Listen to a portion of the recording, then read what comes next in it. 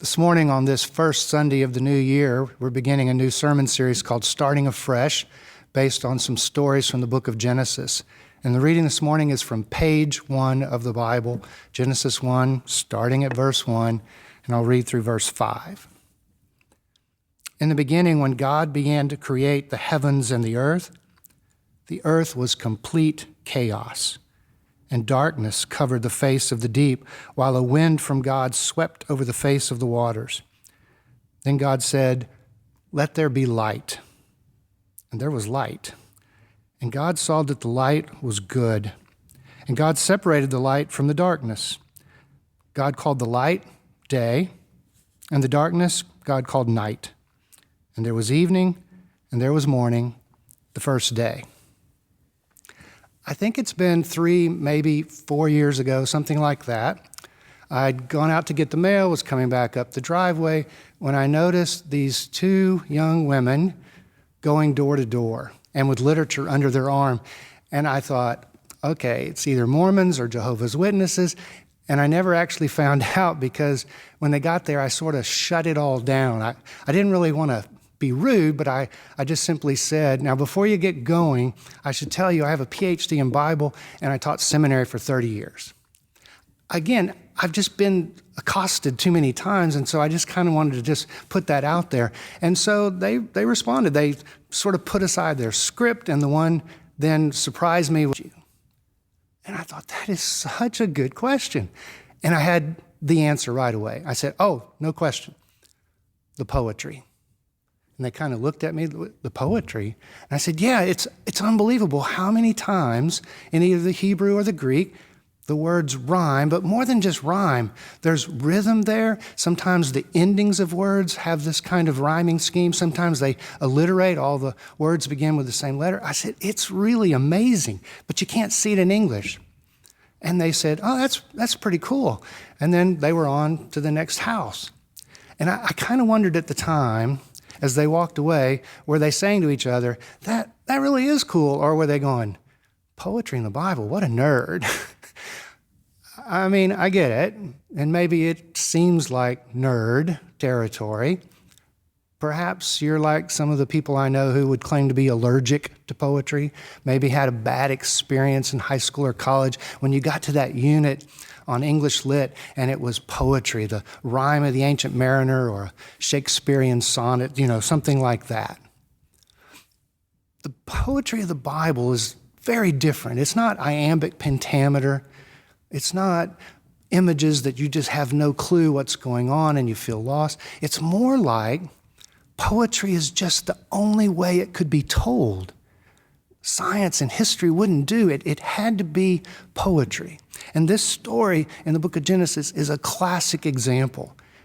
It's playful. It's actually playful on purpose.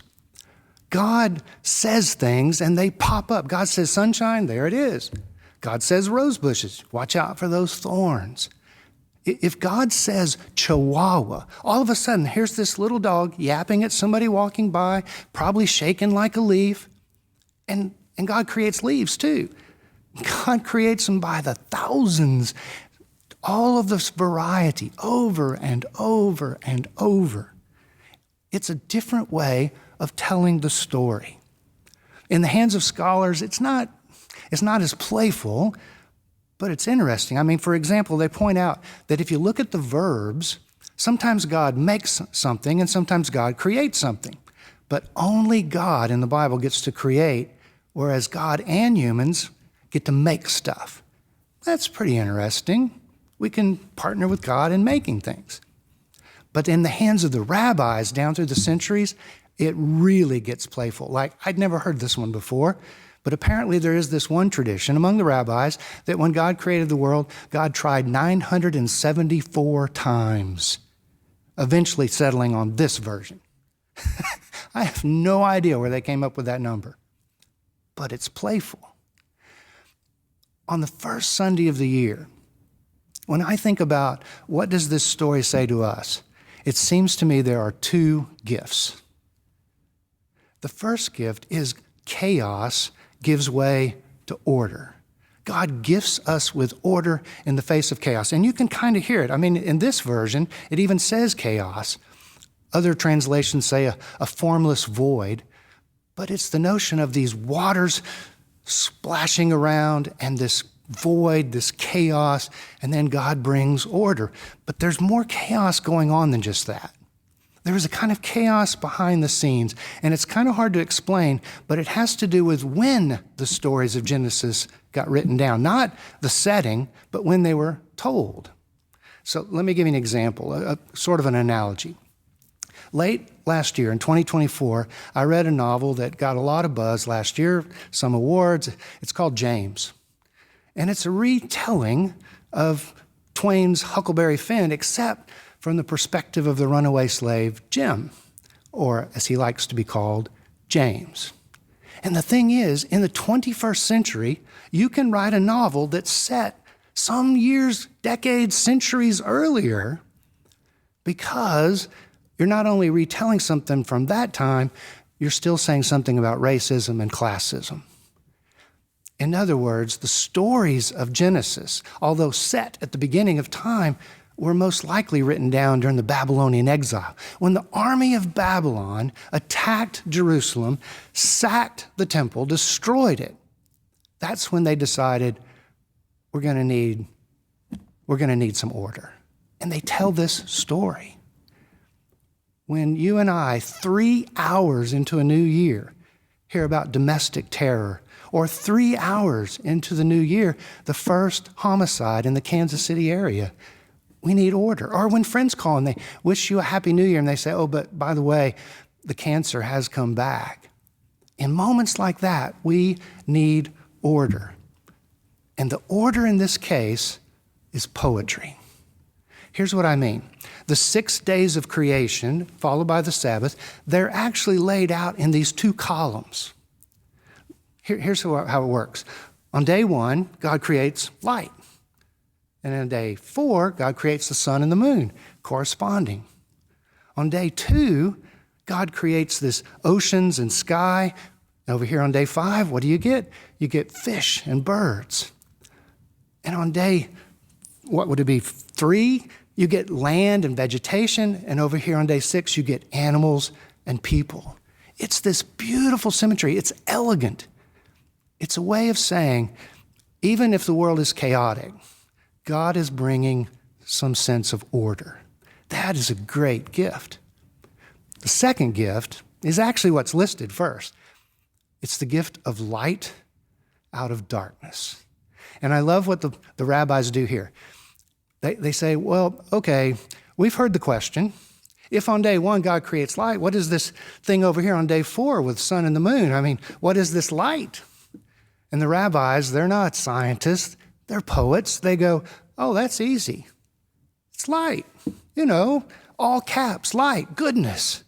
What God creates first is goodness. And you don't have to have made A's in poetry to see that one, to get it. But it wouldn't hurt if you had maybe some studies in Judaism. And here's why I say that. Our siblings, our brothers and sisters in the Jewish faith, they don't tell time the same way we do. I mean, most of them do in their day-to-day, but the way the Bible tells time. It doesn't say, and there was morning and there was evening. It says there was evening and there was morning the first day. It's really hard to wrap your mind around this. In fact, I had this experience. One of the times I was in Jerusalem, it happened to be a holiday. Now, you need to understand, in Jerusalem, just like in New York or Kansas City, stores, restaurants, they open, midday, morning, whatever. They close in the evening. Everybody goes home, goes to bed. But it was a holiday. It was Shavuot. So everything was closed all day long. We're walking down what would feel like the Kansas City Plaza. There's nothing. But they said, oh, that's okay. At sundown, everything will open up. And it did at sundown because that was the beginning of a new day. And here's the point.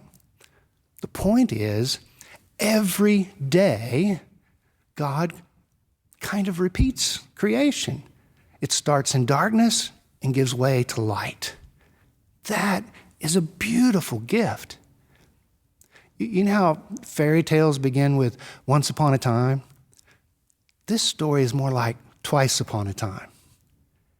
In the beginning, God creates, and every day, God creates again. It's like this poet who said to the sun, every day God says to the sun, do it again, do it again. Or maybe some other poets British ones, who said, here comes the sun. It's God's gift, this light out of darkness. So I know I've told you this before. There's this technical term for the stories that rabbis made up. It's called a midrash. They made up these stories to wrestle with the stories in the Bible. Like the one about 974 times of creation. Where did they get that? Well, here's one that was actually written more recently. Most of them are ancient. But in recent times, they had this rabbi, lives in New York, his name's Mark Gelman, and he made up some stories about the stories in Genesis. And I love this one. Adam, on the first day he's on the planet, he is in love with the sound of the birds, the flowers, he can smell them. But most of all, he's enchanted with the sun, this lovely ball of fire. It's long ways away, and yet he feels its warmth on his skin. He's in love with it. But late, he notices it's going down and it disappears. And he and the animals are scared. It's dark, it's cold. What's going on? And eventually they just fall asleep. Adam is awakened the next morning. It's come up on the other side of the garden, and he can feel it on the back of his neck. And he tells the animals, it's here to stay. I tell you, it's here to stay. But late in the day, they can see it. They can tell it's going back down again. So they come up with this plan. They're going to stop it. They'll pile something up on the horizon right where it goes down. That'll stop it. And so the squirrels bring nuts. Well, that doesn't add up to much. The monkeys bring bananas. That doesn't add up to much. But the elephants, they bring tree trunks, and they get it piled up just high enough. But of course, the sun disappears. And that's when God explains to Adam, you can't stop this. It's called time. Every day it will go down, but every day it will come back up. And from the sundown to the sundown, that'll be called a day. And if you have 7 of those, it'll be a week. And if you have 4 of those, it'll be a month. And if you have 12 of those, that'll be a year. Do you understand? And Adam says, sure. But he has no idea what God's talking about. He's never experienced any of it. So sure enough, Adam goes about his work, and he notices it goes up, it comes down, and et cetera. But then he realizes it's been 11 months and 3 weeks and 6 days. This is the end. It's over. And he tells the animals, I'm sorry. We did all we could.